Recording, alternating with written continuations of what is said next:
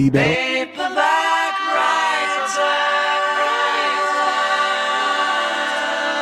Va ora in onda Alta Tiratura con Alessandro Gnocchi.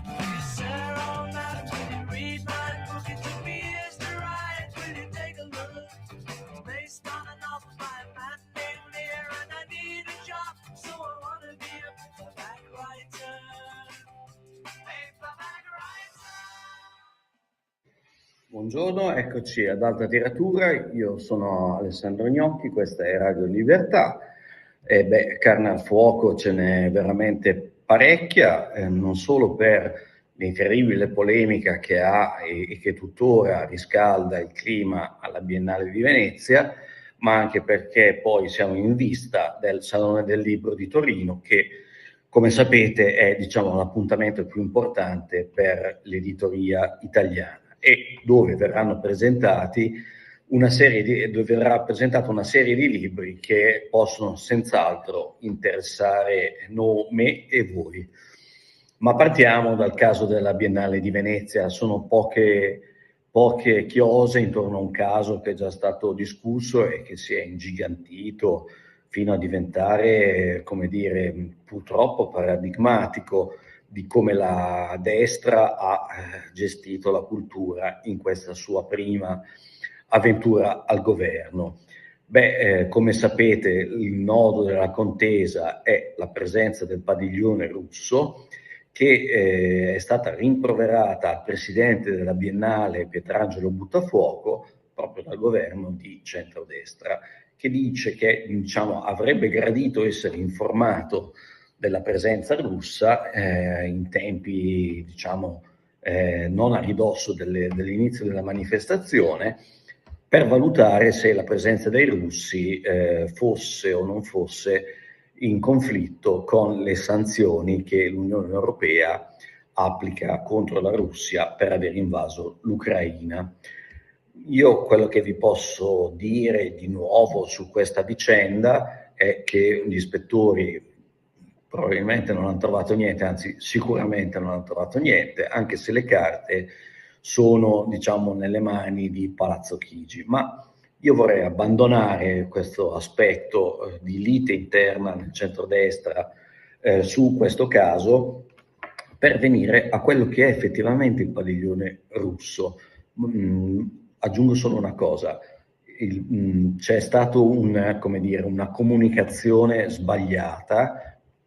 volutamente sbagliata, su quelle che sono le regole della Biennale. La Biennale non invita nessuno, semplicemente il padiglione russo esiste da anni, credo poco più di 100. Insomma, è uno dei primi, la Russia è uno dei primi paesi ad aver comprato il padiglione e i paesi che sono in possesso del padiglione, se sono riconosciuti dalla Repubblica Italiana, possono decidere di aprirlo in completa autonomia, cioè non è la Biennale che invita la Russia, è la Russia che fa presente che aprirà il suo padiglione in coincidenza per partecipare alla mostra internazionale d'arte. Quindi è stato presentato come un invito alla Russia, ma non lo è, semplicemente per il fatto che la Russia è proprietaria di quel padiglione e può farne quello che vuole. Si limitano i paesi possessori di un padiglione a notificare la loro presenza. A quel punto, se la notifica arriva in tempo alle carte in regola, la Biennale perché dovrebbe arrogarsi il diritto di escludere? Non è quella la missione della Biennale. Comunque, su questo si può discutere infinitamente. Vi voglio dire che cosa c'è nel padiglione, di cui si è parlato per mesi, ancora prima che venisse realizzato. Io ho potuto vederlo nei giorni di apertura per la stampa. Ovviamente credo che il padiglione russo non abbia mai avuto una simile affluenza e penso che se non se ne fosse parlato così a lungo in questi termini, probabilmente sarebbe anche rimasto deserto da parte del pubblico. Cosa c'è nel padiglione russo? C'è un'installazione che si intitola "L'albero ha le radici nel cielo", è una citazione in realtà, è una citazione che come dire, significa che la natura, il creato, diciamo, e l'uomo hanno delle radici nel cielo, cioè è un richiamo al sacro. In che cosa consiste? Ma consiste in poco e niente, nel senso che nel padiglione voi trovate un paio di installazioni che sono degli alberi che si arrampicano sulle scale che portano al piano superiore e un mazzo di fiori, più qualche video, ma il cuore del padiglione è la performance canora e sonora che viene realizzata al piano terra. Cioè, ci sono 50 artisti che si alternano al canto, è un mix di musica elettronica e di musica tradizionale, e sabato, quando il pubblico, non la stampa, il pubblico normale, potrà entrare ai giardini della Biennale, troverà il padiglione chiuso, ma potrà sentire la performance vocale che è stata registrata in questi giorni e intravedere attraverso il portone d'ingresso del padiglione, che ha una parte in vetro, potrà vedere l'albero che si arrampica sulla scalinata interna. Che dire, tanto strepito per nulla? Sì, tanto strepito per nulla, anche se sinceramente il padiglione russo ha un tema che comunque a me piace come uomo, diciamo genericamente di destra, cioè comunque un richiamo al sacro che nella nostra società il sacro non ha più nessun ruolo, cioè, anzi l'Occidente ha fatto di tutto per desacralizzare la natura e l'uomo, mettendo in pericolo sia l'uno che l'altra, tra l'altro. In ogni caso, non siamo ingenui, sappiamo benissimo che comunque nella guerra di aggressione della Russia all'Ucraina non c'è niente di sacro, e che il fatto che in Russia si rifletta sul sacro di certo non interessa agli ucraini, che si prendono i missili russi in testa. Però comunque, a mio avviso, in una democrazia come la nostra, che si vuole liberale, le colpe di uno Stato non possono ricadere sugli artisti. Qualcuno dice, ma sono artisti proni davanti al regime. Va bene, allora diciamo che sono artisti proni davanti al regime, ma questo non significa che non abbiano il diritto di presenziare al loro padiglione, al padiglione russo. Si può quindi criticare il padiglione russo, lo si può distruggere, però sulla base di quello che è, non sulla base del giudizio che noi diamo sulla guerra in Ucraina. È chiaro che è una questione molto complessa e che tutti i punti di vista hanno, come dire, una ragione di fondo e anche un motivo discutibile invece, però diciamo il padiglione appunto era di proprietà della Russia, la Russia senza infrangere le regole lo ha lecitamente occupato, lo ha legittimamente allestito.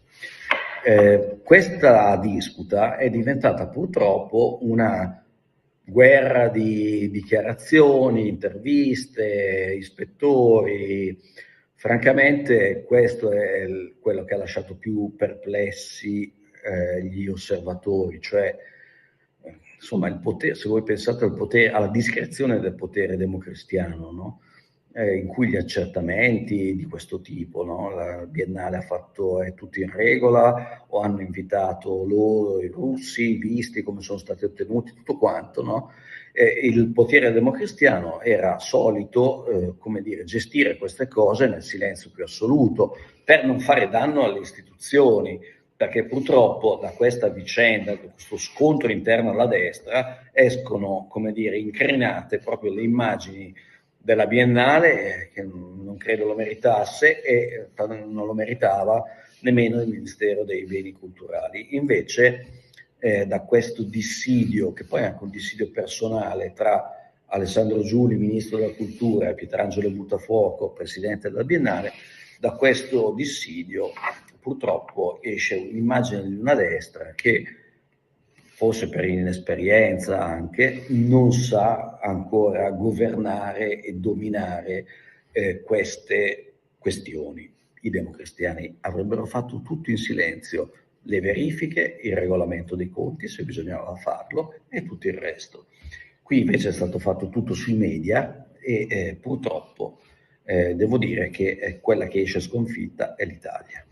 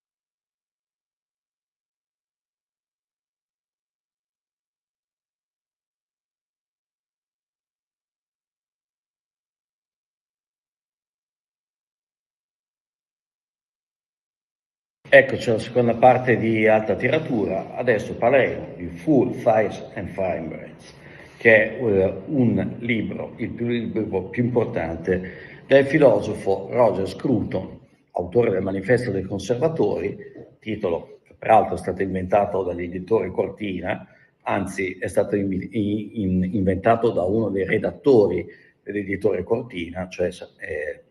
Pagliaga, Simone Pagliaga, però appunto in Italia mancava questo che è il suo libro più importante, si può tradurre con Sciocchi, imbroglioni e adulatori, e è un libro che è costato la carriera accademica al suo autore, Roger Scruton. Purtroppo ovviamente Scruton non potrà essere al Salone del Libro di Torino, essendo morto, dove il libro verrà portato e presentato dall'editore Giubilei Regnari. Il libro è meraviglioso, ma prima di tutto perché è costata la carriera accademica a Scruton? Perché Scruton pubblica questo libro dove fa a pezzi quelli che sono gli idoli della sinistra decostruttivista, chiamiamola così, cioè fa pezzi Derrida e i suoi allievi, fa pezzi Deleuze, fa pezzi Zizek, fa pezzi, diciamo, tutto il neomarxismo, e in particolare quella corrente del neomarxismo che ritiene che il linguaggio sia uno strumento del potere e che quindi vada smontato e decostruito. E questa corrente è stata forse la più influente in assoluto dopo Marx e è alla base di quello che noi chiamiamo il politicamente corretto, perché capite che se il linguaggio è lo strumento del potere bianco e colonialista, decostruirlo, cioè far mostrarne la falsità, apre poi la strada a tutte le letture del politicamente corretto. Poi ovviamente Derrida era una persona seria, si arriva fino alle sciocchezze della Schwauder o roba del genere, no? Che deriva proprio da questo filone di studi che non è, che è diciamo neomarxista, a volte senza nemmeno citare Marx, e che ha aperto la strada indubbiamente a tutte le battaglie tipo Black Lives Matter e roba del genere, cioè tutte le battaglie politicamente corrette. La cancel culture deriva direttamente da questo tipo di pensiero, no? Gli eroi, perché se dal linguaggio passiamo alla storia, i nostri eroi, quelli che sono stati considerati dei grandi, tipo, non lo so, se ci arriva da Cristoforo Colombo che ha scoperto l'America, l'urido colonialista a causa del quale sono stati spazzati via gli indigeni, cioè i nativi americani, fino a assurdità complete come, non so, David Hume, che è uno dei padri dell'illuminismo, quindi della tolleranza, che viene accusato di essere razzista perché colonialista, perché nei suoi scritti, che erano scritti di un uomo della sua epoca, utilizzava dei termini che oggi non sarebbero ammessi nel galateo del politicamente corretto. Ecco, Scruton fa questo ragionamento, cioè critica i decostruttivisti, dice: voi, semplifico brutalmente, voi state sostituendo alla realtà un mare di parole che non ha alcun senso. Prima o poi la realtà verrà a bussarvi alla porta e vi farà vedere che le battaglie che voi avete combattuto in nome dell'inclusione ottengono regolarmente l'effetto opposto, cioè diventano censura, e mostra anche le assurdità del socialismo così come viene propugnato da quella che si chiama la New Left, la nuova sinistra, che è un movimento che affonda le radici prima della seconda guerra mondiale, ma poi viene fuori negli anni 50 e 60 in America, e lui appunto critica ovviamente sia il socialismo marxista sia il socialismo di questo tipo, che è un socialismo quello che noi vediamo ogni giorno, cioè il socialismo che deriva, allora, l'uguaglianza che passa dalle rivendicazioni dei popoli o delle classi sociali o dei generi sessuali tenuti repressi dal maschio bianco eterosessuale e capitalista. Anche in questo caso Scruton smonta questo modo di vedere le cose e invita a contestualizzare le parole e le idee nel periodo storico che le ha prodotte, invita certo anche a rivedere e a riconsiderare gli aspetti negativi della nostra storia, senza però cancellarla, perché dice se tu la cancelli arrivi a un punto in cui in nome della libertà finisci con giustificare ogni abuso. Inoltre aggiunge che i socialisti hanno questa strana concezione per cui dal socialismo non si può tornare indietro, cioè lui dice una caratteristica delle idee democratiche è che si può andare in una direzione più a sinistra e poi si può però anche tornare indietro e andare più a destra. È, diciamo, come dire, la normale alternanza al potere, se vogliamo, dei sistemi democratici. Il socialista non lo concepisce, cioè si va sempre avanti per una linea retta che porta al progresso, e il progresso porta alla felicità, all'uguaglianza e così via, e da quella strada, una volta imboccata, non si può tornare indietro. C'è poi tutto un discorso che ci condurrebbe diciamo, alle dittature che abbiamo visto ad esempio nel Sud America, dittature di stampo comunista, quella venezuelana ad esempio, o Cuba, ma insomma questo è, diciamo, il libro più importante e che sta nel cuore della riflessione di Scruton. Scruton è diventato famoso con l'espressione oikofobia. L'oikofobia è la paura che si ha della propria cultura e della propria civiltà. Lui dice: guardate che noi con questo decostruttivismo, con questa cancel culture, prima ancora che esistesse, con questo modo di giudicare la nostra storia, alla fine otterremo che la nostra storia sarà completamente colpevolizzata e i ragazzi cresceranno con l'idea che è tutto da buttare, tutto da odiare, tutto da cancellare. E lui dice invece noi attraverso secoli di lotte, scontri fratricide, guerre incredibili, attraverso tutto questo travaglio storico siamo comunque arrivati a costruire una società che almeno garantisce, almeno di facciata, diciamo così, ma è già tanto, garantisce la libertà di espressione e tante altre libertà che invece i regimi socialisti negano completamente. Quando questo libro uscì, erano gli anni '80 e che è il momento di massimo successo proprio dalla corrente decostruttivista. E quando i colleghi di Scruton si trovano davanti a questa bomba atomica, cercano di non farla deflagrare, ma il libro ha un successo che nessuno si aspetta. E alla fine Scruton, che insegnava in varie università, in particolare nel Regno Unito, inglese, si trova costretto a abbandonare la via accademica perché capisce che è diventato un paria, cioè è diventato uno a cui non bisogna parlare, non bisogna fargli fare seminari, meglio se sta zitto, niente conferenze, vattene via cretino. E lui se ne va via, però paradossalmente questo diventa anche un po' la sua fortuna, perché, come dire, perde, lui è un autore che non scrive mai in accademichese, però perde completamente diciamo ogni tentazione di scrivere difficile e diventa estremamente popolare, al punto che ha scritto anche dei libri bellissimi, perché sono collocati in un quadro culturale che è quello di conservare il meglio della nostra civiltà, libri bellissimi su temi controversi, la caccia ad esempio, lui la difende, la caccia alla volpe, oppure dei libri stupendi sul vino. E poi ovviamente i suoi libri filosofici, il Manifesto dei Conservatori,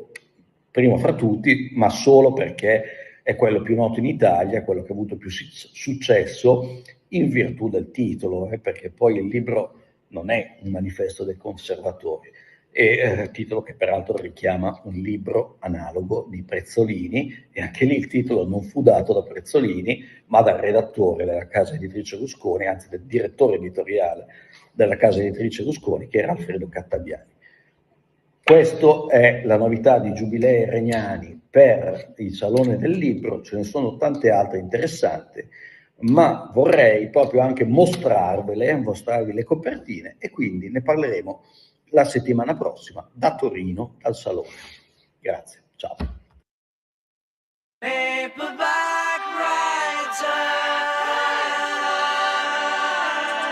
Avete ascoltato Alta Tiratura.